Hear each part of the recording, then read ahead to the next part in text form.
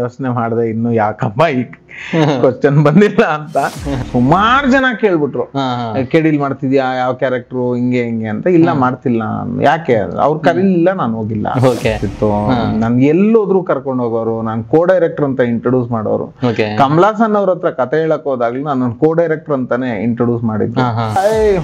ಯಾರ ಅವ್ನ್ ರೋಡಲ್ಲಿ ಹೋಗೋ ಚಪ್ಪರ್ಗಳನ್ನೆಲ್ಲ ಆಕ್ಟ್ ಮಾಡ್ಸೋನೆ ಅಂತ ಹೇಳ್ಬಿಟ್ಟು ಹಿಂಗ್ ತಿರುಗ್ತಾರೆ, ನಾನೇ ಇದ್ದೀನಿ. ಅವ್ರ ಮುಖನೂ ಕಾಣ್ತಿದೆ, ಆಕಾಶನೂ ಕಾಣ್ತಿದೆ. ನಾನು ಥ್ಯಾಂಕ್ಸ್ ಹೇಳಿದೆ ದೇವ್ರಿಗೆ. ಈ ತರ ಅಪ್ಪೂರೆಲ್ಲ ಸಖತ್ತು, ತುಂಬಾ ಅಂದ್ರೆ ತುಂಬಾ. ಅವ್ರು ಸ್ಟಾರ್ ಅಂತ ಅನ್ಸೋದೇ ಇಲ್ಲ. ನಾವು ಊಟ ಮಾಡ್ತಿದ್ರೆ ನಮ್ ತಟ್ಟೆಲ್ ಬಂದು ತಿನ್ನೋರು ಅವ್ರು. ನಾನು ಇವಾಗ ಡೈರೆಕ್ಷನ್ ಮಾಡ್ತಿಲ್ಲ ಸರ್, ನಾನು ಇವಾಗ ಡೈರೆಕ್ಷನ್ನೇ ಮಾಡ್ತಿಲ್ಲ ಸರ್, ನಾನು ಬರೀ ಆಕ್ಟ್ ಮಾಡ್ತಾ ಇದ್ದೀನಿ ಸರ್. ಇದಂತೂ ನಿಜ ನಿಜ ನಿಜ.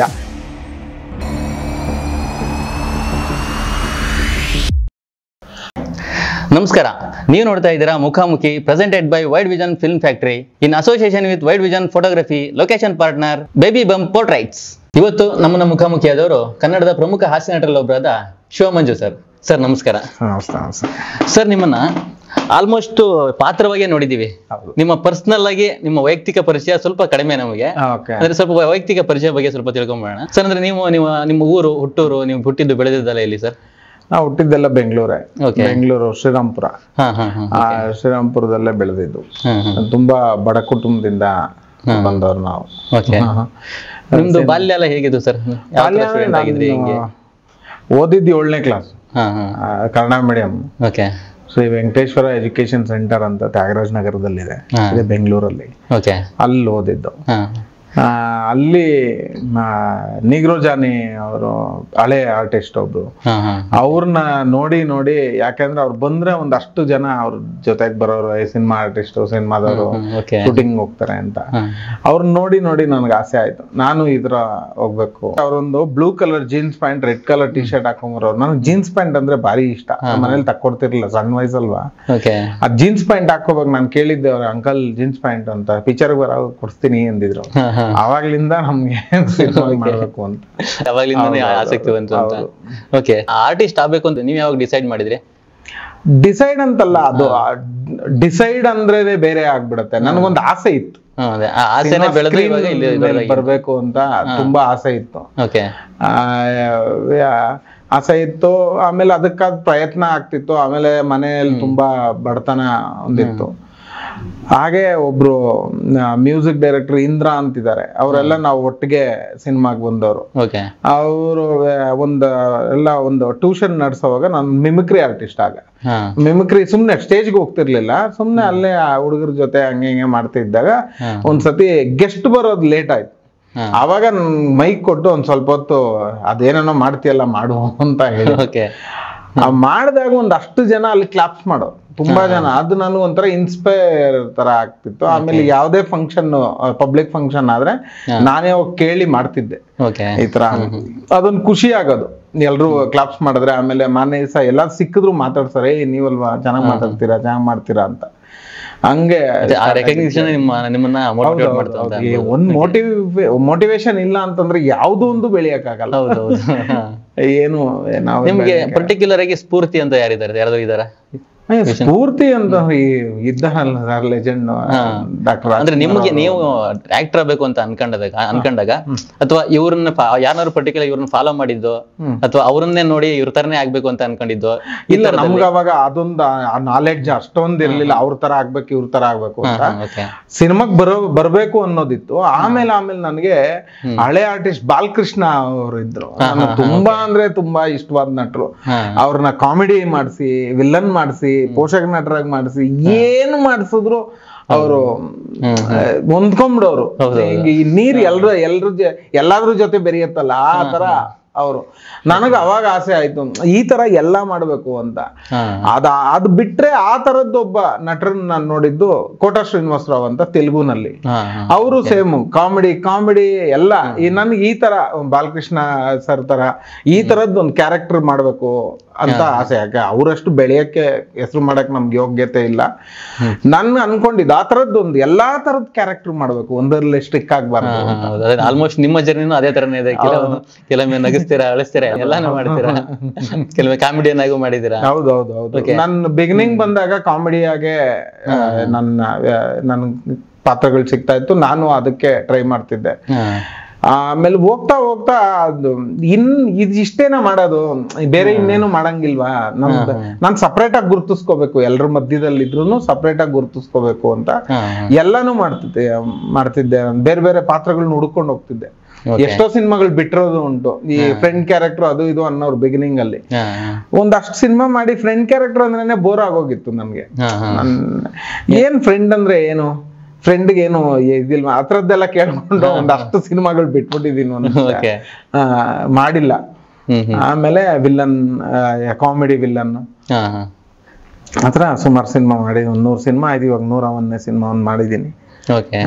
ನೀವು ಪರ್ಟಿಕ್ಯುಲರ್ ಆಗಿ ಆಕ್ಟಿಂಗ್ ತರಬೇತಿ ಅಂತ ಏನಾದ್ರು ತಗೊಂಡಿದ್ರೆ? ಆತರ ಇಲ್ಲ, ಮಾಡ್ತಾನೆ ಕಲ್ತಿದ್ದು? ಹೌದು, ಯಾಕೆಂದ್ರೆ ನನಗೆ ಒಂದು ತರಬೇತಿ ಅಂತಂದ್ರೆ ಒಂದಷ್ಟು ಆತರ ಮಾಡ್ಬೇಕು ಈ ತರ ಮಾಡ್ಬೇಕು ಅಂತ ಹೇಳ್ಕೊಡೋರಲ್ವಾ.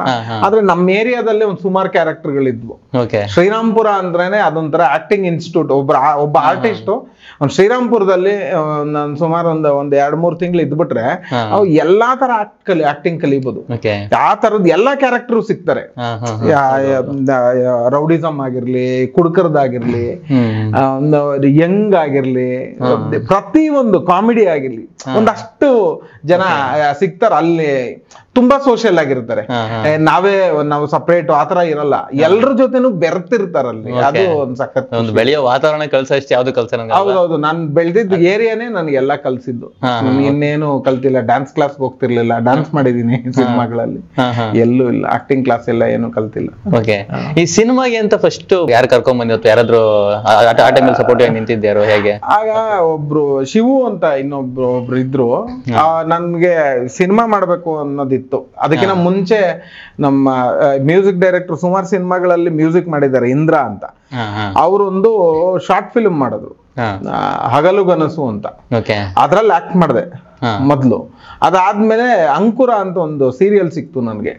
ಅದರಲ್ಲಿ ಅವಾಗ 97 ಅನ್ಸತ್ತೆ. ಅದ್ರಲ್ಲಿ ಗೋಲ್ಡನ್ ಸ್ಟಾರ್ ಗಣೇಶ್ ಅವರು ಆಕ್ಟ್ ಮಾಡಿದ್ದಾರೆ ಅಂಕುರ ಅನ್ನೋ ಒಂದು ಸೀರಿಯಲ್ ಅಲ್ಲಿ. ನಾನು ಆಕ್ಟ್ ಮಾಡಿದೀನಿ. ಸೀರಿಯಲ್ ಫಸ್ಟ್ ನಾನು ದೂರದರ್ಶನ್ ಅಲ್ಲಿ ಸೀರಿಯಲ್ ಮಾಡ್ಕೊಂಡ್ ಬಂದೆ. ಮೊದಲನೇದು ಅಂಕುರ, ಅದಾದ್ಮೇಲೆ ಕೆಂಪೇಗೌಡ ಅಂತ ಒಂದು ಸೀರಿಯಲ್, ಆಮೇಲೆ ಫೋಟೋಗ್ರಾಫರ್ ಪರಮೇಶಿ ಅಂತ ಮಂಡ್ಯ ರಮೇಶ್ ಅವರು, ನಾಗಶೇಖರ್ ಅವರು ಈ ಡೈರೆಕ್ಟರ್ ಆಗಿದಾರಲ್ಲ, ಅವರೆಲ್ಲ ಆಕ್ಟ್ ಮಾಡಿದ್ರಲ್ಲಿ ನಾನು ಆಕ್ಟ್ ಮಾಡಿದ್ದೆ. ಹಗಲುಗನಸು ಅದೇನು? ಹಗಲುಗನಸು ಅನ್ನೋದು ಒಂದು ಶಾರ್ಟ್ ಮೂವಿ. ಅವಾಗ ಒಂದ್ ಸುಮ್ನೆ ಒಂದು ಇದ್ ಮಾಡೋಣ ಅಂತ ಒಂದು ಟ್ರೂಪ್ ಸೇರ್ಕೊಂಡ್ ಮಾಡಿದ,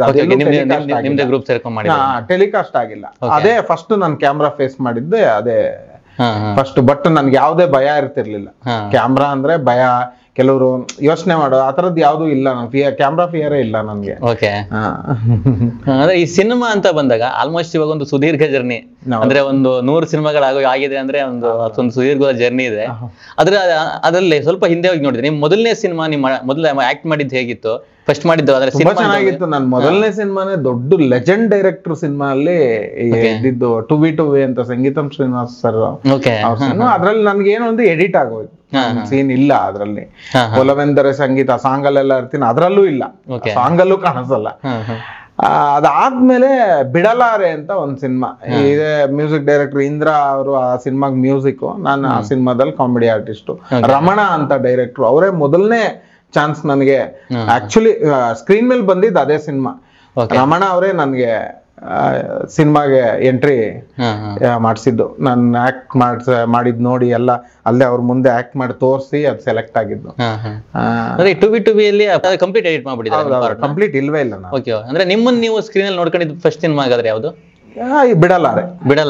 ನನಗೆ ಫಸ್ಟ್ ನನ್ಗೆ ನಾನು ಫಸ್ಟ್ ಏನ್ ಅನ್ಕೊಂಡಿದ್ದೆ, ನಾವ್ ಆಕ್ಟ್ ಮಾಡಿದ್ದೆಲ್ಲ ಸಿನಿಮಾದಲ್ಲಿ ಇರುತ್ತೆ ಅನ್ಕೊಂಡಿದ್ದೆ.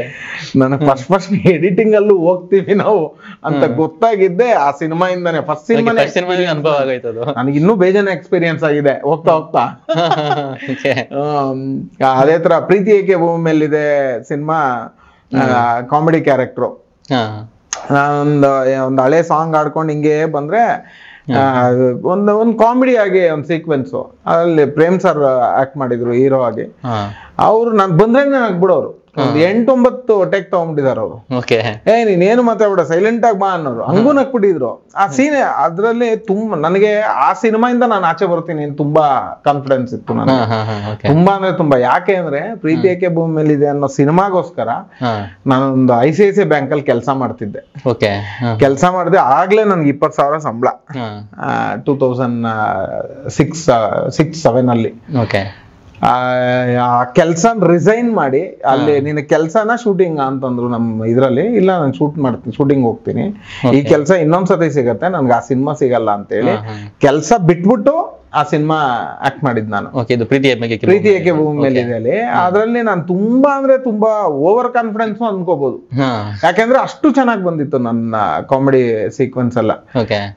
ಅದ್ರಲ್ಲಿ ಸಿನಿಮಾ ನೋಡ್ತೀನಿ, ಒಂದ್ ಸಿನಿಮಾ ಇನ್ನೊಂದು ತಬ್ಬಲಿ ಅಂತ ಒಂದ್ ಸಿನಿಮಾ ಆಕ್ಟ್ ಮಾಡ್ತಿದ್ದೆ.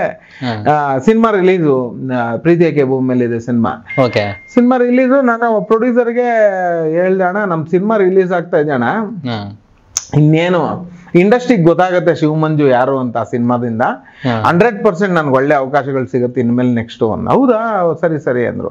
ಅವರು ರಾತ್ರಿ ನೋಡ್ಕೊಂಡ್ಬಿಟ್ಟಿದ್ದಾರೆ. ನೋಡ್ಕೊಂಡ್ಬಂದ್ರು. ಬೆಳಗ್ಗೆ ಶೂಟಿಂಗ್ ಅಲ್ಲಿ ಇದ್ದು ಹಿಂಗೆ ಟಿಫನ್ ಮಾಡ್ದ, ಅಣ್ಣ ಹೆಂಗಿದೆ ಸಿನಿಮಾ? ಚೆನ್ನಾಗಿದೆ ಕಣ, ಓಕೆ ನೋ ಪ್ರಾಬ್ಲಮ್ ಅಣ್ಣ, ನಾನು ಹಿಂಗ್ ಮಾಡಿದೀನಿ. ಸಖತ್ತಾಗಿ ಮಾಡಿದ್ಯಾ ಅಂದ್ಬಿಟ್ಟು ಹಿಂಗ್ ತಿಂತ, ಹೌದು ಯಾವ ಸೀನಲ್ಲಿ ಬರ್ತೀಯ ಹೇಳು ಅಂದ್ರು. ನನಗೆ ಅದೇ ಡಗ್ಗ ನೋಡ್ತು. ನನಗೆ ಅದೆಲ್ಲ ಗೊತ್ತಿಲ್ಲ, ಏನ್ ಮಾಡ್ತಿರೋ ನನಗೆ ನೀವು ನನಗೆ ಪರ್ಮಿಷನ್ ಕೊಡ್ಲೇಬೇಕು, ನಾನು ಸಿನಿಮಾ ನೋಡ್ಲೇಬೇಕು ಅಂತ. ಹೋಗಿ ಮೈಸೂರಲ್ಲಿ ಇದು ಥಿಯೇಟ್ರು, ಅಲ್ಲಿ ಹೋಗಿ ನಿಂತ್ಕೋತೀನಿ. ಸಿನಿಮಾ ನೋಡ್ಕೊಂಡು ಆಚೆ ಬರೋರು ಯಾರು ನನಗೆ ಗುರುತಿಸ್ತಾನೆ ಇಲ್ಲ. ಹೆಂಗ್ ಗುರುತಿಸ್ತಾ ಇದಾರೆ? ಶ್ರೀರಾಮ್ಪುರ ದಾಸ ಅಂತ ಜೋಗಿ ಸಿನಿಮಾದ್ ಗುರುತಿಸ್ತಾ ಇದಾರೆ, ಆ ಸಿನಿಮಾದ್ ಗುರುತಿಸ್ತಾನೆ ಇಲ್ಲ. ನಂಗೆ ಸಖತ್ ಭಯ ಆಗೋಯ್ತು. ಆಮೇಲೆ ಸಿನಿಮಾಗ ಹೋಗಿ ನೋಡ್ತೀನಿ, ನನ್ನ ಕಾಮಿಡಿ ಸೀನ್ ಎಲ್ಲ ಟೋಟಲಿ ಎಡಿಟ್, ನನ್ನ ಸೀನ್ ಎಲ್ಲ ಕಟ್ಟಾಗಿ ಹೋಗಿದೆ. ನನಗೆ ಸಖತ್ ಬೇಜಾರ. ಒಂದು ಹೊಸಿ ರೇಗಿಸಿಲ್ಲ ನನ್ಗೆ ಒಂದಷ್ಟು ಜನ ನನ್ನ ಇದ್ ಮಾಡಿದಾಗ. ಆಮೇಲೆ ಇವಾಗ್ಲೂ ರೇಗಿಸ್ತಾರ ಒಂದೊಂದ್ ಟೈಮ್. ಪ್ರೇಮ್ ಸರ್ ಎಲ್ಲ ಸಿಕ್ಕಿದ್ರೆ ಇದು ಮಾತಾಡ್ತಾ ಇರ್ಬೇಕಾದ್ರೆ ಅದು ರೇಗಿಸ್ತಾರೆ. ಫಸ್ಟ್ ಆ ಸಿನಿಮಾ ಇಂದಾನೆ ಕಂಟಿನ್ಯೂ ಆಗೋಯ್ತು ನಿಂದ ಎಡಿಟಿಂಗ್. ಅದಾದ್ಮೇಲೆ ನೆಕ್ಸ್ಟ್ ಕಂಟಿನ್ಯೂ ಸಿನಿಮಾಗಳು ನನಗೆ ಬ್ಯಾಂಕ್ ಕೆಲಸ ಬಿಟ್ಟಾಗ ಒಂದ್ 3 ಸಿನಿಮಾ ಕೈಯಲ್ಲಿತ್ತು ನನ್ಗೆ. ಪ್ರೀತಿ ಏಕೆ ಭೂಮಿ ಮೇಲಿದೆ, ಯುಗಗಳೇ ಸಾಗಲಿ, ಆಮೇಲೆ ಇನ್ನೊಂದ್ ಸಿನಿಮಾ ಒಂದು ಕೈಯಲ್ಲಿತ್ತು. ಆ ಕೈಯಲ್ಲಿದ್ದ ಗೊತ್ತಿರ್ಲಿಲ್ಲ. ಆ ಸಿನಿಮಾ ಆದ್ಮೇಲೆ ನನಗ್ ಸಿನಿಮಾ ಸಿಗ್ಲಿಲ್ಲ. ಒಂದ್ ಸುಮಾರು ಒಂದೂವರೆ ವರ್ಷ ನಾನು ಯಾರು ಕೇಳೋರಿಲ್ಲ, ಏನೇನು ಇಲ್ಲ. ಸುಮ್ನೆ ತಿರ್ಗಾಡೋದು, ಇದ್ ಮಾಡೋದು, ಇಂಥವೇ ಇತ್ತು ನನ್ಗೆ. ತುಂಬಾ ಕಷ್ಟಪಟ್ಬಿಟ್ಟೆ ನಾನು ಅವಾಗ. ತಪ್ಪು ಮಾಡ್ಬಿಟ್ಟ ನಾನು. ಯಾಕೆಂದ್ರೆ ಆಸೆ ಬೇರೆ, ಜೀವನ ಬೇರೆ. ಆಸೆಗೆ ನಾನು ಸ್ಕ್ರೀನ್ ಮೇಲೆ ಬಂದ್ಬಿಟ್ಟೆ. ಆಮೇಲೆ ಜೀವನ ಅಂತ ಯಾಕೆಂದ್ರೆ ನನ್ ಬೆನ್ನಿಗೆ ಒಂದ್ ಫ್ಯಾಮಿಲಿ ಇರುತ್ತಲ್ಲ, ಅದನ್ನು ನೋಡ್ಕೋಬೇಕಾಗತ್ತೆ. ಮದ್ವೆ ಆಗಿತ್ತು, ಅವಾಗ ತುಂಬಾ ಯೋಚನೆ ಆಗೋಯ್ತು. ಆಮೇಲೆ ತಿರ್ಗಾ ಮತ್ತೆ ಕೆಲ್ಸಕ್ಕೆ ಹೋಗಿದ್ದೆ. ತಿರ್ಗಾ ನನಗೆ ಆಫರ್ ಬಂತು, ಸಿನಿಮಾಗಳ ಆಫರ್ ಬಂತು. ಯಾವಾಗ ನಾನು ಡಿಸಿಷನ್ ತಗೊಂಡು ಬೇರೆ ಕೆಲ್ಸಕ್ಕೆ ಎಲ್ಲಿ ಹೋಗ್ತೀನಿ, ನನಗೆ ಅವಾಗ ಸಿನಿಮಾ ಆಫರ್ ಬರ್ತಿತ್ತು. ಅವಾಗ ಬಂದಿದ್ದೆ ಯಾವ ಸಿನಿಮಾ? ಬೇರೆ ಸುಮಾರು ಸಿನಿಮಾ ಬಂತು, ಅಷ್ಟಾಗಿ ನೆನಪಿಲ್ಲ, ಒಂದಷ್ಟು ಬರ್ದಿಟ್ಟಿದೀನಿ. ಬಂತು. ಆಮೇಲೆ ಪರವಾಗಿಲ್ಲ, ಒಂದಷ್ಟು ಹೋಗ್ತಾ ಇತ್ತು. ಅಪ್ಸ್ ಅಂಡ್ ಡೌನ್ಸ್ ಇರತ್ತೆ. ನಾನೊಂದಷ್ಟು 25 ವರ್ಷ ಆಯ್ತು ನಾನು ಇಂಡಸ್ಟ್ರಿಗೆ ಬಂದು. ನಾನೊಂದು ಸುಮಾರು 100 ಸಿನಿಮಾ ಮೇಲ್ ಮಾಡಿದೀನಿ. ಬಟ್ ನಾನು ಇನ್ನೂ ಮಾಡ್ಬೋದಾಗಿತ್ತು. 25 ವರ್ಷಕ್ಕೆ ನಾನು ಇಷ್ಟೊಂದು 300-400 ಸಿನಿಮಾ ಹಾಕ್ಬೇಕಾಗಿತ್ತು. ಆಕ್ಚುಲಿ ಆಗ್ಲಿಲ್ಲ. ಯಾಕೆಂದ್ರೆ ಇಲ್ಲ, ಆಕ್ಚುಲಿ ಏನ್ ಪ್ರಾಬ್ಲಮ್ ಅಂತಂದ್ರೆ, ನಾನು ನನ್ನ 3ನೇ ಸಿನಿಮಾ ಜೋಗಿ. ಆ ಜೋಗಿನಲ್ಲಿ ಒಂದ್ ಸಣ್ಣ ಕ್ಯಾರೆಕ್ಟರ್ ಮಾಡಿದ್ರು ಶ್ರೀರಾಮ್ಪುರ ದಾಸ ಅಂತ ಒಂದಷ್ಟು ಬಂದ್ಬಿಡ್ತು ನನ್ಗೆ ಹೆಸರು ಅಂತು. ಆರ್ಟಿಸ್ಟ್ ಚೆನ್ನಾಗ್ ಮಾಡಿದ್ರು. ಎಷ್ಟೋ ಜನ ರಿಯಲ್ ರೌಡಿ ಅನ್ಕೊಂಡ್ಬಿಟ್ಟಿದ್ರು ನನ್ಗದ್ರ. ತುಂಬಾ ಸಣ್ಣ ಕ್ಯಾರೆಕ್ಟರ್. ಅದಾಗಿದ ತಕ್ಷಣ ನೆಕ್ಸ್ಟ್ ಪ್ರೀತಿ ಹೇಗೆ ಭೂಮಿ ಮೇಲಿದೆ ಸಿಕ್ತು. ನನಗೆ ಇನ್ನೊಂದ್ ಕಡೆ ಕೇಳ್ಕೊಂಡು ಹೋಗೋ ಅವಕಾಶ ಆಗ್ಲಿಲ್ಲ. ಯಾಕೆ ಅಂತಂದ್ರೆ ಒಂದ್ ಸ್ವಲ್ಪ ಹೆಸರಾಯ್ತು, ಆರ್ಟಿಸ್ಟ್ ಇವನು ಕೇಳ್ಕೊಂಡು ಹೋದ್ರೆ ಒಂಥರ ಅಂತಂದು ಕೆಲವು ಕಡೆ ಕೇಳ್ಕೊಂಡು ಹೋಗ್ತಾರೆ. ನನಗ್ ಬಂದಿದ್ ಮಾತ್ರ ಮಾಡ್ತಿದ್ದೆ, ಕೇಳ್ಕೊಂಡು ಹೋಗಿರ್ಲಿಲ್ಲ. ಸುಮಾರು ಕೆಲವು ಕಡೆ ಕೇಳ್ಕೊಂಡು ಹೋಗಿ ಒಂದಷ್ಟು ಅವಮಾನಗಳಾಗಿದೆ ನನ್ಗೆ. ಪೇಮೆಂಟ್ ವಿಷಯದಲ್ಲಾಗ್ಲಿ ಹಿಂಗಾಗ್ಲಿ, ನಾವೇನ್ ಕರ್ದಿಲ್ವಲ್ಲಪ್ಪ, ನೀನೆಲ್ವಾ ಕೇಳ್ಕೊಂಡ್ ಬಂದಿದ್ದು ಅಂತೆಲ್ಲ ಮಾತಾಡಿದಾರೆ. ಅಯ್ಯೋ, ಅದಕ್ಕಿಂತ ನನಗೆ ಫಸ್ಟ್ ಸಿನಿಮಾ ಬಿಡಲಾರೆ ಇದ್ರಲ್ಲಿ ಒಬ್ರು ದೊಡ್ಡ ವ್ಯಕ್ತಿ ಅವರು, ಬೇಡ ಅವ್ರ ಹೆಸರು ಹೇಳೋದು ಬೇಡ, ಒಂದು ಸ್ಟುಡಿಯೋದಲ್ಲಿ ಎಡಿಟಿಂಗ್ ಆಗ್ತಿತ್ತು. ಆ ಎಡಿಟಿಂಗ್ ನಮ್ದೇ ನಡೀತಾ ಇತ್ತು. ಅಲ್ಲಿ ಆಚೆ ಕಡೆ ಬರ್ತಾ ತುಂಬಾ ಯಾರ ಅವ್ನು ರೋಡಲ್ಲಿ ಹೋಗೋ ಚಪ್ಪರ್ಗಳನ್ನೆಲ್ಲ ಆಕ್ಟ್ ಮಾಡ್ಸೋನೆ ಅಂತ ಹೇಳ್ಬಿಟ್ಟು ಹಿಂಗ್ ತಿರುಗ್ತಾರೆ. ನಾನೇ ಇದ್ದೀನಿ, ನಾನು ಎದುರುಗಡೆ ನಂದೇ ಸೀನ್ ಹೋಗ್ತಿದೆ. ನಾನು ನೋಡ್ದೆ ಆ ಮನುಷ್ಯನಿಗೆ, ನಾವ್ ಇದ್ದಿದ್ದೇ ಬೇರೆ ಶ್ರೀರಾಮ್ಪುರದಲ್ಲಿ, ತುಂಬಾ ಶಾರ್ಟ್ ಟೆಂಪರ್ ನಾನು. ನನ್ಗೆ ಅವಾಗೆಲ್ಲ ನನ್ ಸಖತ್ ಒಂಥರ ಆಗೋಯ್ತು, ಈ ತರ ಅವಮಾನ ಮಾಡ್ತಾರ ಅನ್ಬಿಟ್ಟು ನನ್ ಕಣ್ಣಲ್ಲಿ ನೀರು ಬಂದ್ಬಿಡ್ತು. ನನ್ಗೆ ನೀರು ಬಂದ್ಬಿಟ್ಟು ಏನು ಇಲ್ಲ, ಆಕಾಶ ನೋಡ್ಕೊಂಡು ಒಂದೇ ಒಂದ್ ಸಿನಿಮಾ ಮಾಡಿದ್ರೆ ಸಾಕು ನನ್ನ ಜೀವನದಲ್ಲಿ, ಸಾಕು ನನ್ಗೆ ಆಸೆ, ಬೇರೆ ಕೆಲ್ಸಕ್ಕೆ ಹೋಗ್ತೀನಿ ಅಂತ ಹೇಳಿದ್ದೆ. ಇಲ್ಲ, ಇಂಥವ್ರಿಗೆ ನಾನು ಹೇಳ್ಬೇಕು, ನಾನೊಬ್ಬ ಆರ್ಟಿಸ್ಟ್ ಅಂತ ತೋರಿಸ್ಬೇಕು ಅವ್ರಿಗೆ, ನನ್ ದಯವಿಟ್ಟು ಅವಕಾಶ ಮಾಡಿ ದೇವ್ರಿಗೆ ಬೇಡ್ಕೊಂಡೆ. ಅದೇ ವ್ಯಕ್ತಿ ಪ್ರೀತಿಯಕ್ಕೆ ಭೂಮಿ ಮೇಲೆ ಇದೆ ಸಿನಿಮಾ ಹಾಕ್ತಾ ಇದ್ದಂಗೆ, ನಮ್ ಶೂಟಿಂಗ್ ಅಲ್ಲಿ ಕಟ್ಟಿ ಹೇಳ್ತಾ ಇದ್ದಂಗೆ ಓಡ್ ಬಂದ್ ತಪ್ಕೊಳತ್ತೆ, ಬಾಸ್ ಸಕ್ಕತ್ತಾಗಿ ಆಕ್ಟ್ ಮಾಡಿದಿರೋ ಬಾಸ್ ಅಂತ. ಅವ್ರ ಮುಖನೂ ಕಾಣ್ತಿದೆ, ಆಕಾಶನೂ ಕಾಣ್ತಿದೆ. ನಾನು ಥ್ಯಾಂಕ್ಸ್ ಹೇಳಿದೆ ದೇವ್ರಿಗೆ. ಈ ತರ ತುಂಬಾ ನನಗ್ ಮಾತ್ರ ಅಲ್ಲ, ಸುಮಾರು ಆರ್ಟಿಸ್ಟ್ ಖಂಡಿತ ಆರ್ಟಿಸ್ಟ್ ಗಳಂತಲ್ಲ, ಎಲ್ರಿಗೂ. ಅಂದ್ರೆ ಬಹುತೇಕ ಕಡಿಮೆ ಇದ್ದವ್ರು ಮೇಲೆ ಬರೋದಕ್ಕೆ, ಮೇಲೆ ಇದ್ದವ್ರು ಕೆಳಗಡೆ ಬರೋದಕ್ಕೆ ಆರ್ಟಿಸ್ಟ್ ಗೆ ತುಂಬಾ ಬೇಗ ಚಾನ್ಸಸ್ ಇರುತ್ತೆ, ಬೇರೆ ಪ್ರೊಫೆಷನ್ ಗಳಿಗಿಂತನೂ. ಇಲ್ಲ, ಒಂದೇನ್ ಅಂದ್ರೆ ಈ ಮೇಲಿದ್ದವ್ರು ಕೆಳಗಡೆ, ಕೆಳಗಡೆ ಇದ್ದವ್ರ ಮೇಲೆ ಇದು ಡೈರೆಕ್ಟರ್ ಗಳಿಗೆ, ಡೈರೆಕ್ಷನ್ ಡಿಪಾರ್ಟ್ಮೆಂಟ್ ಅವ್ರಿಗೆ ಬರ್ಬೋದು. ಬಟ್ ಆರ್ಟಿಸ್ಟ್ ಗಳಿಗೆ ಮೇಲೆ ಕೆಳಗಡೆ ಏನಾಗುತ್ತೆ, ಅವ್ರವ್ರ ಬಿಹೇವಿಯರೇ ಕಾರಣ ಆಗುತ್ತೆ. ಅವ್ರವ್ರ ಬಿಹೇವಿಯರ್ ಗಳಿಂದಾನೇ ಅವ್ರ ಅಪ್ಸ್ ಅಂಡ್ ಡೌನ್ ಆಗ್ತಾರೆ ಹೊರತು ಆರ್ಟಿಸ್ಟ್ ಗಳು ಇದರಿಂದ ಪ್ರಾಜೆಕ್ಟ್ ಗಳಿಂದ ಆಗಲ್ಲ.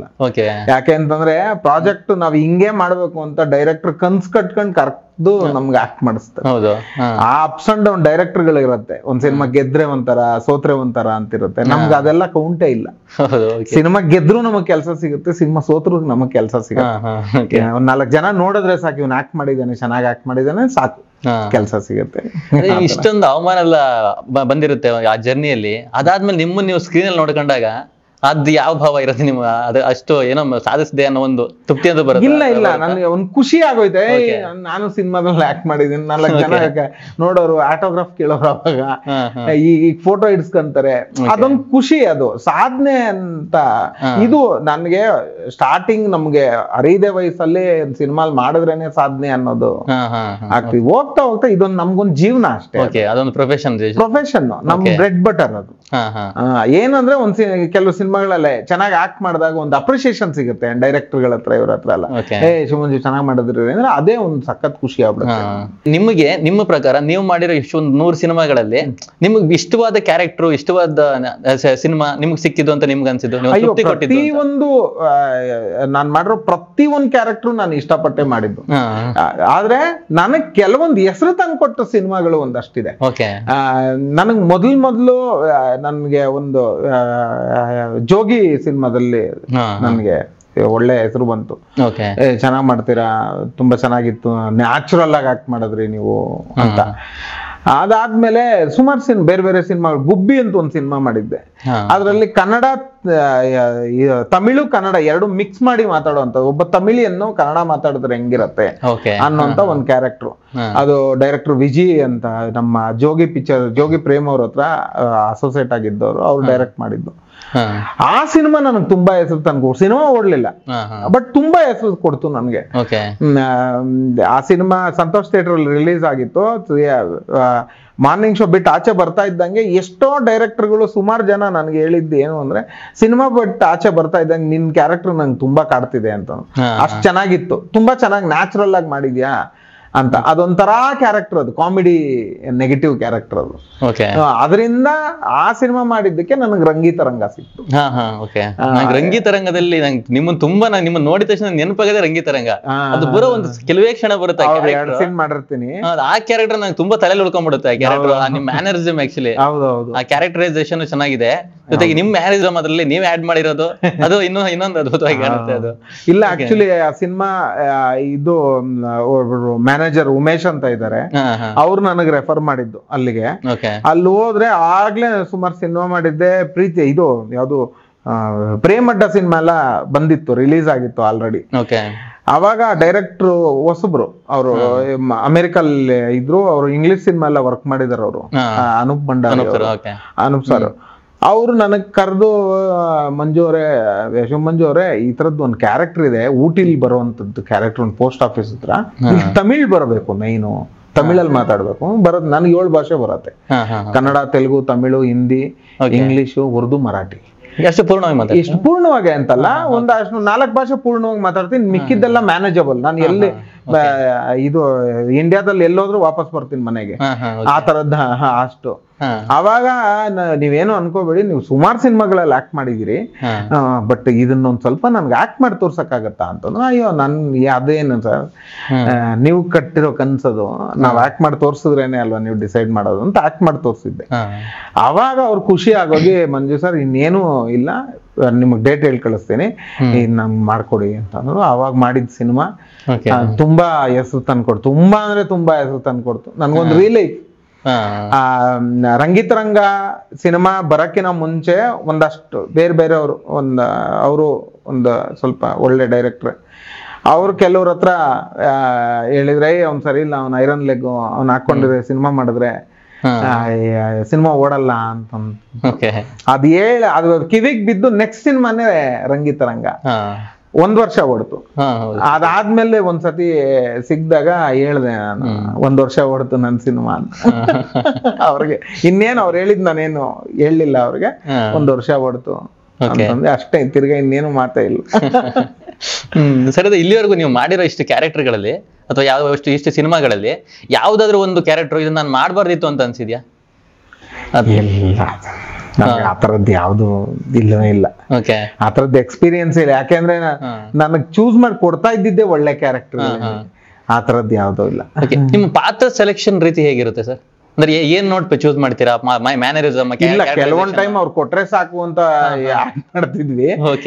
ಕೆಲವೊಂದು ಇವಾಗ ಪ್ರೇಮಡ್ಡ, ರಂಗಿತರಂಗ ಎಲ್ಲ ಬಂದ್ಮೇಲೆ ನೋಡ್ಕೊಂಡ್ ಮಾಡ್ತಿದೀನಿ ಅಷ್ಟೇ. ತುಂಬಾ ಚೆನ್ನಾಗಿತ್ತು ಅಂದ್ರೆ ಒಂದೊಂದು ನಮ್ಗೆ ಡೈರೆಕ್ಟರ್ ತುಂಬಾ ಬೇಕಾದವ್ರು ಅಂದ್ರೆ, ಇಲ್ಲ ಮಂಜು ನೀನ್ ಮಾಡು ಈ ಸಿನಿಮಾದಲ್ಲಿ ಅಂದ್ರೆ ಕೆಲವೊಂದು ಮಾಡ್ತೀವಿ, ದುಡ್ಡುಗೂ ಮಾಡ್ತೀವಿ, ಕೆಲವೊಂದು ಹೆಸರುಗೂ ಮಾಡ್ತೀವಿ.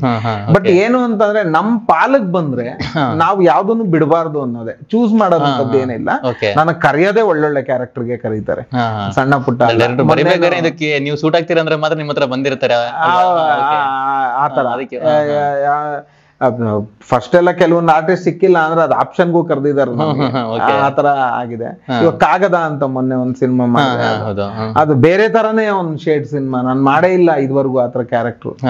ಒಂದು ನೆಗೆಟಿವ್ ಶೇಡ್ದು ಒಂದು ಮುಸ್ಲಿಂ ಕ್ಯಾರೆಕ್ಟರ್. ನೆಗೆಟಿವ್ ಶೇಡ್ ಅಂತಂದ್ರೆ ಬೇರೆಯವ್ರಿಗೆ ನೆಗೆಟಿವ್ ಆಗತ್ತೆ, ಅವ್ನ್ ಧರ್ಮಕ್ಕೆ ಅವ್ನ್ ಕರೆಕ್ಟ್ ಆಗಿರ್ತಾನೆ, ಆ ತರದ್ ಒಂದ್ ಕ್ಯಾರೆಕ್ಟರ್. ಅದು ಒಳ್ಳೆ ಹೆಸರು ತಂದು ಕೊಡ್ತು ನನಗೆ. ಅದೇ ನಿಮ್ 100ನೇ ಸಿನಿಮಾ ಅಲ್ವಾ? ಹೌದು. ಅದೇ ನೆಕ್ಸ್ಟ್ ಬಂದ್ರೆ ನಿಮ್ಮ ಏನೋ ಅಂದ್ರೆ ಈಗ ಒಂದು ಕಾಮಿಡಿ, ಈಗ ಸಾಮಾನ್ಯವಾಗಿ ಈಗ ಬೇರೆ ಎಲ್ಲ ನಟನೆಗಿಂತನೂ ಒಬ್ಬ ಜನರನ್ನ ನಗ್ಸೋದು ತುಂಬಾ ಕಷ್ಟ ನನ್ಗನ್ಸ್ತಂಗೆ ಅಲ್ವಾ? ಅದು ಒಳಗಿಂದ ಬರ್ಬೇಕ ನಗು. ಈಗ ಆರ್ಟಿಫಿಷಿಯಲ್ ಏನು ಮಾಡಕ್ಕಾಗಲ್ಲ. ಹಾಸ್ಯಕ್ಕೆ ಅದೊಂದು ವಿಶೇಷ ಶಕ್ತಿ ಇದೆ. ಖಂಡಿತ ಖಂಡಿತ. ಅದನ್ನ ನೀವು ಹೇಗೆ ನಿಮ್ಮಿಂದ ಹೇಗೆ ಸಾಧ್ಯ ಆಗುತ್ತೆ ಅದು?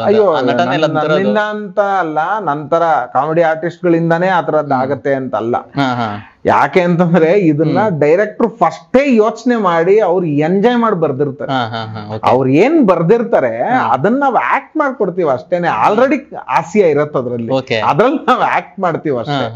ಆ ತರದ್ ಇನ್ನೊಂದು ಎಕ್ಸ್ಪೀರಿಯನ್ಸ್ ಅಂದ್ರೆ ಯಾವ್ದೋ ಒಂದ್ ಸಿನಿಮಾ, ನವರಾತ್ರಿ ಅಂತ ಒಂದ್ ಸಿನಿಮಾ ಮಾಡಿದ್ದೆ. ಅದ್ರಲ್ಲಿ ಸರ್ ಒಂದು ಕಾಮಿಡಿ ಕ್ಯಾರೆಕ್ಟರ್ ಇದೆ ಸರ್, ಮಾಡೋಣ ಬಿಡಿ ಅಂತಂದೆ. ಹೇಳಿದ್ರು ಒಂದ್ ಲೈನ್, ಈ ತರ ಬರತ್ತೆ ಸರ್, ಈ ತರ ಇರತ್ತೆ, ಒಂದು ನೆಗೆಟಿವ್ ವೈಬ್ರೇಷನ್ ಇರತ್ತೆ ಅಂತ. ಸರಿ ಅಂತ ಹೋಗಿ ಶೂಟಿಂಗ್ ಅಲ್ಲಿ ಇದೀನಿ, ಸರ್ ನಿಮ್ದೇ ಸೀನು ಬನ್ನಿ, ಇನ್ ಸ್ವಲ್ಪ ಹೊತ್ತಲ್ಲಿ ಇದ್ ಮುಗ್ದಿದ ತಕ್ಷಣ ನಿಂದೆ. ಸರಿ ಆಯ್ತು, ಏನ್ ಹೇಳಿ ನಮ್ಗೆ ಡೈಲಾಗ್ ಕೊಡಿ ಅಂದೆ. ಆ ಶೀಟ್ ಮೇಲೆ ಕಾಮಿಡಿ ಸೀನ್ ಅಂತ ಬರ್ದಿದ್ರು ಅಷ್ಟೇ, ಇನ್ನೇನು ಬರ್ದಿರ್ಲಿಲ್ಲ, ಕಾಮಿಡಿ ಸೀನೇ ಬರ್ದಿಲ್ಲ. ಆಮೇಲೆ ಡೈರೆಕ್ಟರ್ ಹೇಳಿದ್ರೆ, ಇಲ್ಲ ನಾನು ಆಂಧ್ರದಿಂದ ಬಂದವನು, ಸ್ವಲ್ಪ ಇಲ್ಲಿಂದ ನೋಡ್ಕೊಂಡು ನೀವೇ ಏನಾದ್ರು ಒಂದು ಮಾಡಿ ಅಂತಂದ್ರು. ನಾನು ಆಮೇಲೆ ಕಾರ್ತಿಕ್ ಅಂತ ಒಬ್ಬ ಹುಡುಗ, ಇಬ್ರು ಸೇರ್ಕೊಂಡು ಆ ಸಿನಿಮಾಗೆ ನಾವೇ ಕಾಮಿಡಿ ಬರ್ಕೊಂಡು ಅದ್ರಲ್ಲಿ ಆಕ್ಟ್ ಮಾಡಿದ್ವಿ. ಆ ತರದ್ದು ಎಕ್ಸ್ಪೀರಿಯನ್ಸ್ ಆಗಿದೆ. ಕಾಮಿಡಿ ಅಂದ್ರೆ ನಾವ್ ಸಪ್ರೇಟ್ ಆಗಿ ನಾವೇ ಏನಂದ್ರೆ ಕೆಲವೊಂದು ನಟನೆಯಲ್ಲಿ ತರೋದು ಹೇಗೆ ಅಂತ ಖಂಡಿತ ಅದು ಬರತ್ತೆ. ಯಾಕೆಂದ್ರೆ ಆ ಮೂಡ್ ಕ್ರಿಯೇಟ್ ಮಾಡಿಸ್ಬಿಡ್ತಾರೆ ಡೈರೆಕ್ಟರ್ಸ್. ಹಾ ಸರ್ ಒಂದ್ ಹೇಳ್ಬೇಕು ಅಂತಂದ್ರೆ ಒಬ್ಬ ನಟನಿಂದಾನೇ ಎಲ್ಲ ಆಗತ್ತೆ ಅಂತ ಇಲ್ವೇ ಇಲ್ಲ. ಓಕೆ ಇವಾಗ್ಲೂ ಹೇಳ್ತೀನಿ, ನಮ್ಮಂತ ನಟರುಗಳು ಪ್ರತಿಯೊಬ್ರು ಇರೋದೇನೆ ಒಬ್ರು ಡೈರೆಕ್ಟರ್ ಮೇಲೆ ಡಿಪೆಂಡ್. ಇನ್ನೊಂದು ವಿಷಯ ಹೇಳ್ಬೇಕು ಅಂದ್ರೆ ಒಬ್ಬ ಡೈರೆಕ್ಟ್ರು ಊರೂರು ಅಲ್ದು ಒಂದ್ ಪ್ರೊಡ್ಯೂಸರ್ ಹಿಡಿದು ಒಂದ್ ಸಿನಿಮಾ ಸ್ಟಾರ್ಟ್ ಮಾಡಿದ್ರೆ ಮಾತ್ರ ನಮ್ಮ ಮನೆಯಲ್ಲಿ ಬೆಳೆ ಬೇಯತ್ತೆ.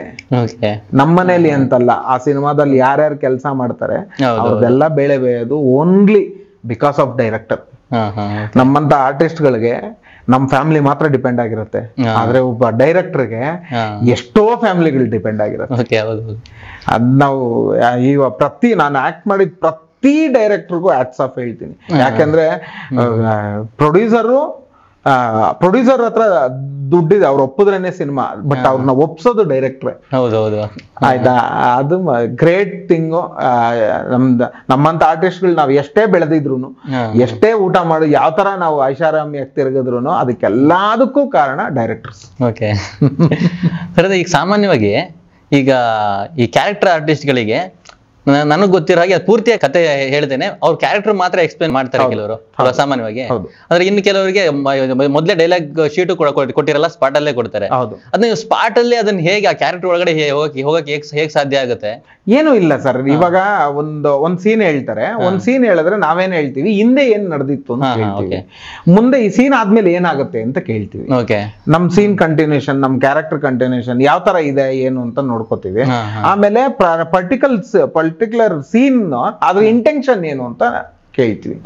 ಅದು ಅಷ್ಟು ಗೊತ್ತಾಯ್ತು ಅಂತಂದ್ರೆ ನಾವು ಪರ್ಫಾರ್ಮ್ ಮಾಡ್ತೀವಿ. ಇವನ್ ಕ್ಯಾರೆಕ್ಟರ್ ಹೆಂಗಿರುತ್ತೆ, ಇವನ್ ಮೆಂಟಾಲಿಟಿ ಹೆಂಗಿರುತ್ತೆ ಅಂತ ಕೇಳ್ತೀವಿ. ನನ್ ಕ್ಯಾರೆಕ್ಟರ್ ಅನ್ಕೊಳ್ಳಿ, ಇವಾಗ ನೀವು ಡೈರೆಕ್ಟರ್ ಅಂದ್ರೆ ನಾನು ನಿಮ್ಮ ಹತ್ರ ಕೇಳ್ತೀನಿ, ಈ ಕ್ಯಾರೆಕ್ಟರ್ ಮೆಂಟಾಲಿಟಿ ಯಾವ ತರ ಇರುತ್ತೆ, ಇವನ್ ಯಾವ ತರ ಮಾತಾಡ್ತಾನೆ, ಯಾವ ತರ ಕಾಣಿಸ್ತಾನೆ, ಇದನ್ನ ಕೇಳುವ ಇದು ಆಮೇಲೆ ಪ್ರಿಪೇರ್ ಆಗ್ತೀವಿ. ಹಿಂಗೆ ಅವರೇ ಹೇಳ್ಬಿಡ್ತಾರೆ. ನಮ್ದು ಏನು ಕೆಲಸ ಇಲ್ಲ ಸರ್, ನಾನು ಸುಮ್ನೆ ಸುಳ್ಳು ಹೇಳ್ಬಾರ್ದು. ನಾನು ಒಬ್ಬ ನಟನ ಇಷ್ಟು ಸಿನಿಮಾ ಮಾಡಿದ್ಮೇಲೆ ಎಲ್ಲಾ ಡೈರೆಕ್ಟರ್ ಮಾಡ್ಬಿಟ್ಟಿರ್ತಾರೆ ಸರ್, ನಾವು ಹೋಗಿ ಪರ್ಫಾರ್ಮ್ ಮಾಡ್ಬೇಕಷ್ಟೇ. ಇನ್ನೂ ಕೆಲವೊಂದು ಡೈರೆಕ್ಟರ್ ಇನ್ನೂ ಈಸಿ ಮಾಡ್ಕೊಟ್ಬಿಡ್ತಾರೆ. ಏನ್ ಗೊತ್ತಾ, ಅವರೇ ಆಕ್ಟ್ ಮಾಡಿ ತೋರಿಸ್ಬಿಡ್ತಾರೆ. ಇನ್ನೂ ಭಯಂಕರ ಮಹೇಶ್ ಬಾಬು ಸರ್ ಅಂತ ಡೈರೆಕ್ಟರ್ ಇದಾರೆ, ಅವ್ರ ಸಿನಿಮಾದಲ್ಲಿ ಮಾಡಿದ್ರೆ ಸಣ್ಣ ಸಣ್ಣ ರಿಯಾಕ್ಷನ್ಸ್ ಅವರೇ ತೋರಿಸ್ಬಿಡ್ತಾರೆ. ಇಷ್ಟು ಹಿಂಗ್ ಮಾಡ ಅವ್ರನ್ನ ಕಾಪಿ ಮಾಡಿದ್ರೆ ಸಾಕು, ಇನ್ನೇನೂ ಬೇಡ. ಆತರ ಕೆಲವೊಂದು ಮಾಡ್ತೀವಿ. ಒಂದಷ್ಟು ಸಿನಿಮಾಗಳು ಎಕ್ಸ್ಪೀರಿಯನ್ಸ್ ಆಗಿರತ್ತಲ್ಲ, ಒಂದಷ್ಟು ಸೀನ್ಗಳು ಇದನ್ನೆಲ್ಲ ಇಂಟೆನ್ಷನ್ ಕೇಳೋದು ನಮಗೆ ಬಂದ್ಬಿಡತ್ತೆ, ಆಟೋಮೆಟಿಕ್ ಆಗಿ ಬರತ್ತೆ. ಯಾಕಂದ್ರೆ ಆತರ ಈ ಸಿನಿಮಾದಲ್ಲಿ ನಾವು ಸರಿಯಾಗಿ ಕೆಲಸ ಮಾಡಿದ್ರೇನೆ ನೆಕ್ಸ್ಟ್ ಸಿನಿಮಾ ನಮ್ಗೆ ಸಿಗೋದು. ಇದೇ ಪ್ರೊಫೆಷನಲ್, ಬ್ರೆಡ್ ಬಟರ್, ಅದಕ್ಕೆ ಬಂದ್ಬಿಡತ್ತೆ. ನೀವು ನೆಕ್ಸ್ಟ್ ಇನ್ನು ಎಕ್ಸ್ಪೆಕ್ಟ್ ಮಾಡ್ತಾರೆ ಪಾತ್ರ, ಈ ತರ ಪಾತ್ರ ಮಾಡ್ಬೇಕು ನಾವು ಅಂತ ಅನ್ಕೊಂಡಿರೋ ಯಾವ್ದಾದ್ರು ಪಾತ್ರ, ಕನ್ಸಿನ ಪಾತ್ರಗಳು ಆತರ ಏನಾದ್ರು ಇದೆಯಾ ನಿಮ್ಮಲ್ಲಿ? ಇಲ್ಲ ಸರ್, ಯಾಕೆ ಅಂತಂದ್ರೆ ನಾನು ಇದನ್ನ ಏನಕ್ಕೆ ಹೇಳ್ತೀನಿ ಅಂದ್ರೆ, ನಾವು ಕನ್ಸ್ಕೊಂಡು ಏನು ಪ್ರಯೋಜನ ಇಲ್ಲ. ನಮ್ಗೆ ಎಲ್ಲಾ ತರನು ಕನ್ಸಿರುತ್ತೆ, ಎಲ್ಲಾ ತರ ಮಾಡ್ಬೇಕು ಅಂತ. ಬಟ್ ಆ ಕನ್ಸ್ ಕಾಣದೇ ಡೈರೆಕ್ಟರ್ಗಳು. ಅವ್ರು ಯಾವ್ದು ನಮಗ್ ಕರೆದು ಕೆಲಸ ಕೊಡ್ತಾರೋ ಅದನ್ನ ಪರಿಪೂರ್ಣವಾಗಿ ಮಾಡಿದ್ರೇನೆ ಸಾಕು.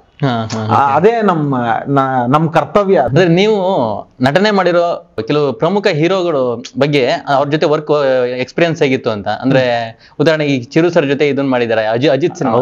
ಅದ್ರಲ್ಲಿ ಒಂದು ಮೇನ್ ಕಾಮಿಡಿ ಕ್ಯಾರೆಕ್ಟರ್ ತುಂಬಾ ಚೆನ್ನಾಗಿದೆ.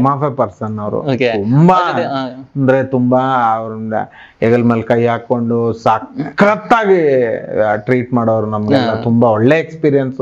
ಅವ್ರ ಜೊತೆ ನಾನು ಆಕ್ಟ್ ಮಾಡಿದೆ ಅನ್ನೋದೇ ನನ್ಗೊಂದು ಖುಷಿ. ಬಟ್ ಅವ್ರು ಇಲ್ದೇ ಇರೋದು ತುಂಬಾನೇ ಬೇಜಾರು. ಆನ್ ಸ್ಕ್ರೀನ್ ಅಲ್ಲಿ ಹೇಗಿರ್ತಿದ್ರು, ಆಫ್ ಸ್ಕ್ರೀನ್ ಅಲ್ಲಿ ಹೇಗಿರ್ತಿದ್ರು ಸರ್ ಅವರು? ಆನ್ ಸ್ಕ್ರೀನ್ ಪ್ರೊಫೆಷನ್ ಅವ್ರು ಇದ್ ಮಾಡ್ತಿದ್ರು, ಅವ್ರ ಕೆಲಸ ಅಷ್ಟೇ. ಆಫ್ ಸ್ಕ್ರೀನ್ ತುಂಬಾ ಕಾಮಿಡಿ ಆಗಿರೋರು, ತುಂಬಾ ಚೆನ್ನಾಗಿ ಮಾತಾಡ್ಸೋರು, ತುಂಬಾ ಚೆನ್ನಾಗಿದ್ವಿ. ಒಂದ್ ಸಿನಿಮಾ ಮಾಡಿದ್ವಿ, 2 ಸಿನಿಮಾ ಮಾಡಿದ್ವಿ. ಆಕ್ಚುಲಿ ಒಂದ್ ಸಿನಿಮಾ ಆಚೆ ಬರ್ಲಿಲ್ಲ.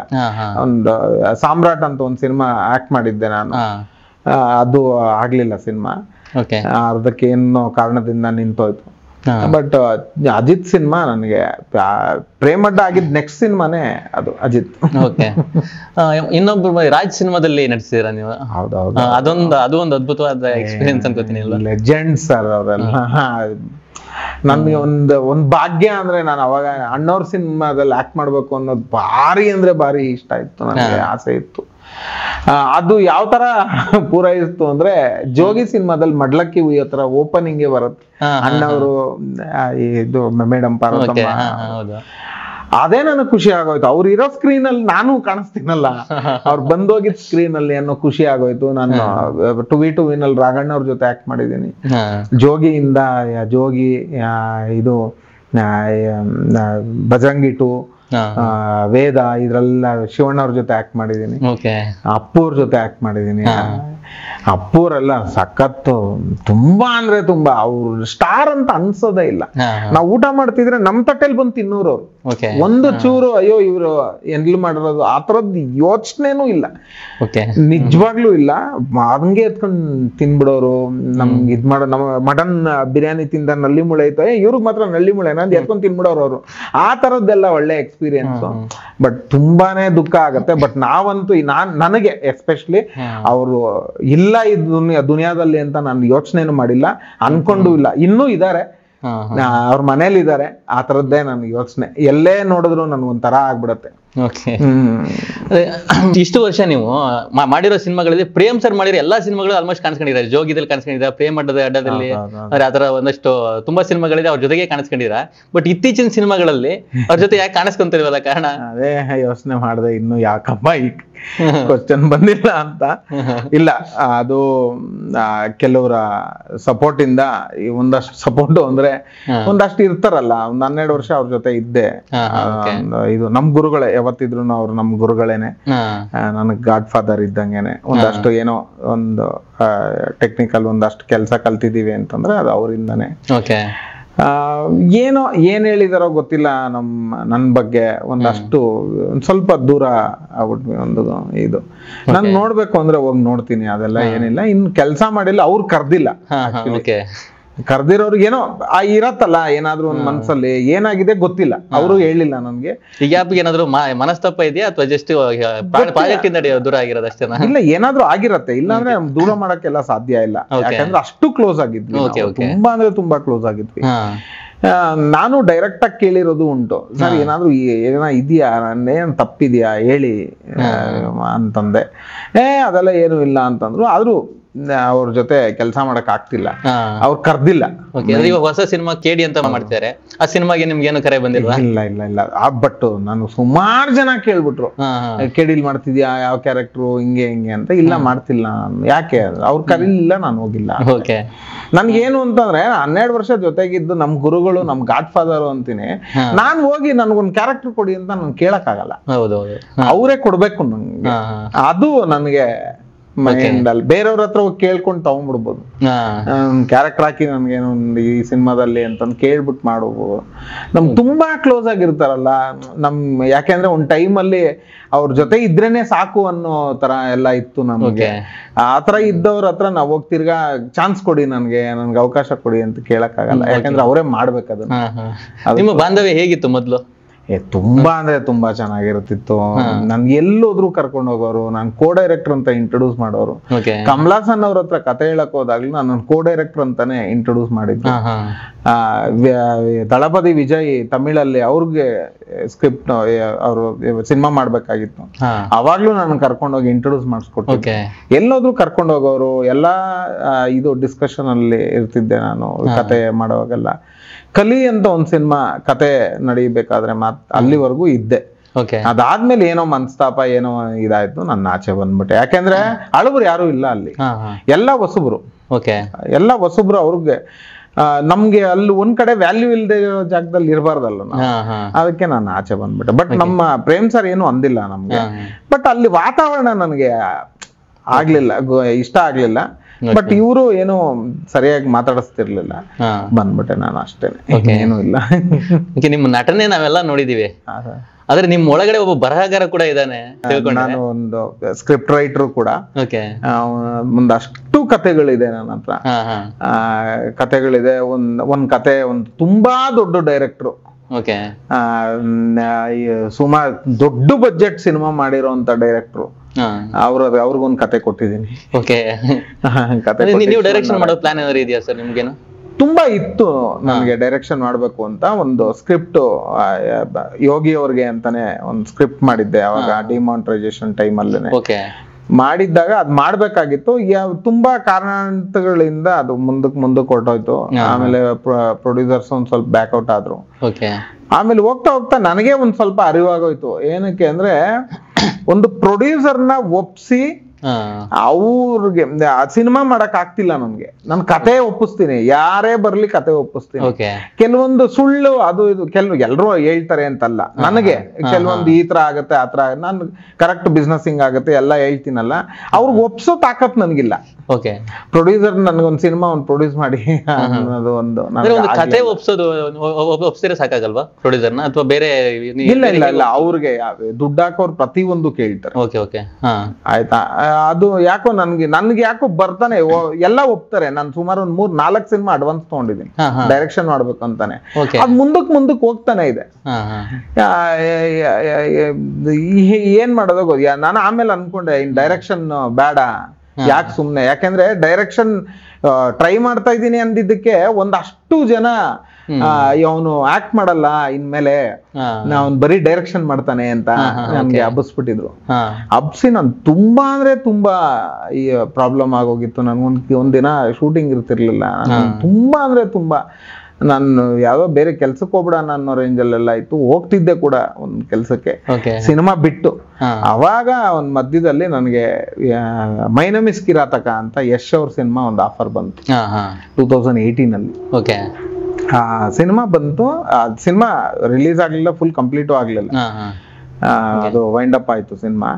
ಆ ಸಿನಿಮಾ ಬಂತು, ಅದ್ರಲ್ಲಿ ಒಳ್ಳೆ ಯಶ್ ಅವರು ಎಲ್ಲೇ ನೋಡಿದ್ರು ನನ್ನನ್ನ ಆ ಸಿನಿಮಾದ ಒಂದು ಕ್ಯಾರೆಕ್ಟರ್ ಹೆಸರಿಟ್ಟೆ ಕರೆದು ಮಾತಾಡಿಸ್ತಾರೆ ಇವಾಗ್ಲೂ ಕೂಡ. ಆವಾಗ್ಲಿಂದ ಏನು ಪ್ರಾಬ್ಲಮ್ ಇಲ್ಲ. ಅದೇ ಏನು ಅಂದ್ರೆ ಇಲ್ಲೊಂದು ಪ್ರಾಬ್ಲಮ್ ಇದೆ ನಮ್ಮ ಇಂಡಸ್ಟ್ರಿನಲ್ಲಿ. ಒಬ್ರು ಒಂದು ಕೆಲಸ ಬಿಟ್ಟು ಇನ್ನೊಂದು ಕೆಲ್ಸಕ್ಕೆ ಏನೋ ಹೋಗ್ತಾನೆ ಅಂತಂದ್ರೆ ಅವನೇ ಆ ಕೆಲಸ ಮಾಡಲ್ವಂತೆ, ಅವ್ನು ಬರೀ ಅದೇ ಕೆಲಸ ಮಾಡುತ್ತಾನಂತೆ ಅಂತ ಹೇಳಿ ಅಬ್ಸೋರ್ ಜಾಸ್ತಿ ಇದ್ದಾರೆ. ಯಾರೋ ಕೆಲವರು, ಎಲ್ರು ಅಂತಲ್ಲ, ಒಬ್ರು ಅನ್ನ ಕಿತ್ಕೊಳ್ಳೋದು ಅಂದ್ರೆ ಕೆಲವ್ರಿಗೆ ತುಂಬಾ ಇಷ್ಟ. ಆತರ ಚೆನ್ನಾಗಿರ್ಲಿ, ಅವ್ರು ಏನ್ ತೊಂದ್ರೆ ಇಲ್ಲ. ಬಟ್ ತಿರ್ಗಾ ವಾಪಸ್ ಇವಾಗ ನಾನು ತಿರ್ಗಾ ಆಕ್ಟ್ ಮಾಡ್ತೇನೆ, ಚೆನ್ನಾಗಿ ಆಕ್ಟ್ ಮಾಡ್ತಾ ಇದೀನಿ. ಸುಮಾರು ಸಿನಿಮಾಗಳು ಬರ್ತಿದೆ. ಮೊನ್ನೇನು ಈ ಗೆಟಪ್ ಒಂದ್ ಸಿನಿಮಾದು, ಒಂದು ಪೊಲೀಸ್ ಗೆಟಪ್ ಇದು ಒಂದ್ 2 ಸಿನಿಮಾ ಪೊಲೀಸ್ ಆಗಿ ಮಾಡ್ತಿದೀನಿ. ಒಂದು ಬೇರೆ ಬೇರೆ ಒಂದು ರೌಡಿಸಮ್ ಇದು ಬರ್ತಿದೆ, ತೊಂದ್ರೆ ಇಲ್ಲ. ನಿಮ್ಮ ನೆಕ್ಸ್ಟ್ ಎಕ್ಸ್ಪೆಕ್ಟ್ ಮಾಡಬಹುದಾದಂತ ಸಿನಿಮಾಗಳು ನಿಮ್ಮಿಂದ ಯಾವ್ದಾದ್ರು ಪರ್ಟಿಕ್ಯುಲರ್ ಬರುತ್ತೆ? ಒಂದಷ್ಟು ಸಿನಿಮಾ, ಕೆಲವೊಂದು ಟೈಟಲ್ ಇದಿಲ್ಲ. ಒಂದು ಗಾಳ ಅಂತ ಒಂದು ಸಿನಿಮಾ ಆಕ್ಟ್ ಮಾಡಿದೆ, ಸಿದ್ದು ವಜ್ರಪ್ಪ ಅಂತ ಅವ್ರ ಡೈರೆಕ್ಟ್ರು. ಆ ಸಿನಿಮಾ ಒಂದು ಆಕ್ಟ್ ಮಾಡಿದೆ. ಇನ್ನೊಂದು ಗುಡ್ಡಸ್ಟ್ ಅಂತ ಯುವಧೀರ್ ಅಂತ, ಅವರೇ ಡೈರೆಕ್ಟ್ರು, ಅವರೇ ಹೀರೋ. ತುಂಬಾ ಚೆನ್ನಾಗಿದೆ ಸ್ಕ್ರಿಪ್ಟ್, ತುಂಬಾ ಚೆನ್ನಾಗಿ ಮಾಡ್ಕೊಂಡಿದ್ದಾರೆ. ಅದ್ರಲ್ಲಿ ಆಕ್ಟ್ ಮಾಡ್ತಿದೀನಿ. ಇನ್ನೊಂದು ಜಿಗರ್ದಂಡ ಅಂತ ಒಂದು ಸಿನಿಮಾ ಮಾಡಿದ್ರು ಡೈರೆಕ್ಟರ್ ಶಿವಗಣೇಶ್ ಸರ್ ಅಂತ, ಅವ್ರದ್ದೊಂದು ಸಿನಿಮಾ ಆಕ್ಟ್ ಮಾಡ್ತಿದೀನಿ.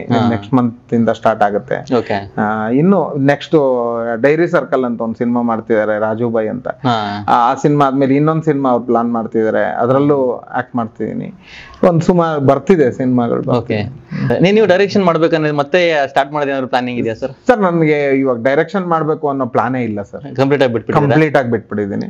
ನಾನು ಡೈರೆಕ್ಷನ್ ಮಾಡ್ತೀನಿ. ರೈಟಿಂಗ್ ಅಲ್ಲಿ ತೊಡಕೊಂಡಿದ್ದೀರಾ? ರೈಟಿಂಗ್ ಅಲ್ಲಿ ನನ್ನ ಹತ್ರ ಕತೆ ಇದೆ, ಕತೆಗಾರನಾಗೆ ಇದ್ದೀನಿ, ರೈಟಿಂಗ್ ಅಲ್ಲಿ ಇದ್ದೀನಿ. ಯಾರಾದ್ರೂ ಕತೆ ನನಗೆ ಬೇಕು ಅಂತಂದ್ರೆ ನನ್ನ ಹತ್ರ ಇರೋ ಕತೆನೂ ಕೊಡ್ಬೋದು, ಅವ್ರು ಹೇಳೋದಂತ ಕತೆನೂ ಮಾಡ್ಕೊಡ್ಬೋದು. ಆತರ ಒಂದು ನಾನು ಸ್ಕ್ರಿಪ್ಟ್ ರೈಟ್ರು. ನಾನು ಸುಮಾರು ಸಿನಿಮಾ ಗೋಸ್ಟ್ ರೈಟರ್ ಆಗಿ ಮಾಡಿದ್ದೀನಿ. ಆಮೇಲೆ ನಾನು ಕತೆನೂ ಕೊಟ್ಟಿದ್ದೀನಿ ಡೈರೆಕ್ಟರ್ಗಳಿಗೆ. ನಾನು ಕತೆ ಒಪ್ಸಿದೀನಿ ಎಷ್ಟೋ ಜನಕ್ಕೆ. ಅದ್ ನಡೀತಿದೆ. ನಾನ್ ಡೈಲಾಗ್ ರೈಟರ್ ಅಲ್ಲ, ಸ್ಕ್ರಿಪ್ಟ್ ರೈಟರ್. ಡೈರೆಕ್ಷನ್ ಮಾಡ್ಬೋದಲ್ಲ, ಯಾಕೆ?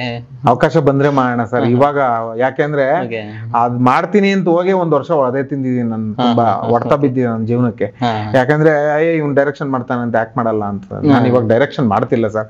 ನಾನು ಇವಾಗ ಡೈರೆಕ್ಷನ್ನೇ ಮಾಡ್ತಿಲ್ಲ ಸರ್. ನಾನು ಬರೀ ಆಕ್ಟ್ ಮಾಡ್ತಾ ಇದ್ದೀನಿ ಸರ್. ಇದಂತೂ ನಿಜ ನಿಜ ನಿಜ. ದಯವಿಟ್ಟು ಇದನ್ನಾದ್ರೂ ಹೇಳ್ರಿ. ಇವಾಗ ಡೈರೆಕ್ಷನ್ ಮಾಡ್ತಿಲ್ವಂತೆ, ಶಿವಮಂಜು ಆಕ್ಟ್ ಮಾಡ್ತಾವ್ರಂತೆ ಅಂತ. 4 ಸಿನಿಮಾ ಸಿಗುತ್ತೆ, ನಿಮ್ ಪುಣ್ಯದಲ್ಲಿ ಬದುಕಂತೀವಿ. ಅಂದ್ರೆ ಇವತ್ತಿನ ಇಂಡಸ್ಟ್ರಿ ನೋಡಿದ್ರೆ, ಅಂದ್ರೆ ಈಗ ಹಳೆ ಕಲಾವಿದರಿಗೆ ಸ್ವಲ್ಪ ಅವಕಾಶಗಳು ಇತ್ತೀಚೆಗೆ ಕೊಡೋದೆಲ್ಲ ಸ್ವಲ್ಪ ಕಡಿಮೆ ಆಗಿದೆ. ಉದಾಹರಣೆ ಯಾವ್ದೋ ಒಂದು ಟೆನ್ನಿಸ್ ಕೃಷ್ಣ ಸರ್ ಯಾವ್ದೋ ಒಂದು ಇದ್ರಲ್ಲಿ ಹೇಳಿದ್ದನ್ನು ಕೇಳಿಸ್ಕೊಂಡಿದ್ದೀನಿ. ಆತರ ಕೆಲವು ಕಲಾವಿದರುಗಳು ಒಂದು ಟೈಮಲ್ಲಿ ಹೆಸರು ಮಾಡಿದವರು ಅಥವಾ ಈ ತರ ಒಂದು 100 ಸಿನಿಮಾಗಳು ಮಾಡಿದವರು ಇವಾಗ ಅವಕಾಶಗಳಿಲ್ಲ ಅಂತ ಕೇಳಿದ್ರೆ ಏನು ಒಂದು ಬ್ಯಾಲೆನ್ಸ್ ಆಗ್ತಾ ಇಲ್ವ ಸರಿಯಾಗಿ ಅಂತ ಅನ್ಸುತ್ತೆ. ಅಂದ್ರೆ ಈಗ ಹೊಸಬ್ರು ಹಳಬ್ರು ಅಂದ್ರೆ ಹಳಬ್ರಿಂದ ಒಂದಷ್ಟು ಅನುಭವಗಳನ್ನ ತಗೊಂಡು ಹೊಸಬ್ರು ಮಾಡ್ಬೇಕು, ಕಲಿಬೇಕಾಗಿದೆ.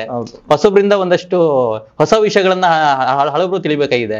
ಈ ತರ ಒಂದು ಇದೆಯಾ ಕೊಲಾಬ್ರೇಷನ್ ಯಾಕೆ ಆಗ್ತಾ ಇಲ್ಲ ಇತ್ತೀಚೆಗೆ ಅಂತ? ಬರೀ ಒಂದು ಟೀಮ್ ಬರ್ತಾರೆ, ಅದೇ ಟೀಮೇ ಕಂಟಿನ್ಯೂ ಆಗ್ತಾರೆ. ಕೆಲವೊಂದ್ರಲ್ಲಿ ಹಳಬ್ರೆಲ್ಲ ಹಾಗೆ ಉಳ್ಕೊಂಡ್ಬಿಡ್ತಾರೆ. ಇದಕ್ಕೆ ಕಾರಣ ಅಥವಾ ನಿಮ್ಗೆ ಇದ್ರಲ್ಲಿ ಅನುಭವ ಏನಾದ್ರು ಆಗಿದೆಯಾ? ಯಾವ ವಿಷಯದಲ್ಲಿ? ಬಟ್ ಮೊದ್ಲಿನ ಕಂಪೇರ್ ಮಾಡಿದ್ರೆ ಇವಾಗ ಸ್ವಲ್ಪ ಕಡಿಮೆನೇ ಇದೆ. ಬಟ್ ಏನು ಅಂತಂದ್ರೆ ಇಲ್ಲಿ ಒಂದ್ ಸಿನಿಮಾ ಗೆಲ್ತಾ ಇದ್ರೆ ಎಲ್ರಿಗೂ ಕೆಲಸ ಇರುತ್ತೆ. ಓಕೆ, ಸಿನಿಮಾ ಸ್ವಲ್ಪ ಅಂತ ಸಿನಿಮಾಗಳು ಸರಿಯಾಗಿ ಥಿಯೇಟರ್ ಅಲ್ಲಿ ಓಡ್ಲಿಲ್ಲ ಆತರ ಇತ್ತು ಅಂತಂದ್ರೆ ಇನ್ವೆಸ್ಟರ್ಗಳು ಕಡಿಮೆ ಆಗ್ತಾರೆ. ಡೈರೆಕ್ಷನ್ ಪಾಪ ಇನ್ನು ಓಡಾಡ್ತಾನೆ ಇರ್ತಾರೆ. ಆಗ್ತಿದೆ ಹಳಬ್ರು ಆ ಕತೆಗೆ ಆ ಇದಕ್ಕೆ ಇಂತ ಆರ್ಟಿಸ್ಟ್ ಬೇಕು ಅಂತಂದ್ರೆ ಅವ್ರು ಯಾರು ಏನು ಮಿಸ್ ಮಾಡಲ್ಲ.